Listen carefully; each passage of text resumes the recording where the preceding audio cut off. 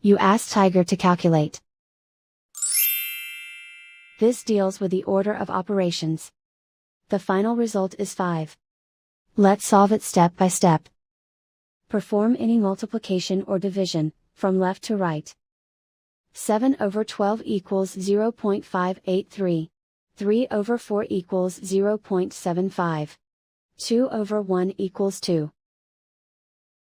1 over 6 equals 0.167. 5 over 6 equals 0.833. 2 over 3 equals 0.667. Calculate any addition or subtraction, from left to right. 0.583 plus 0.75 equals 1.333. 1.333 plus 2 equals 3.333. 3.333 plus 0.167 equals 3.5.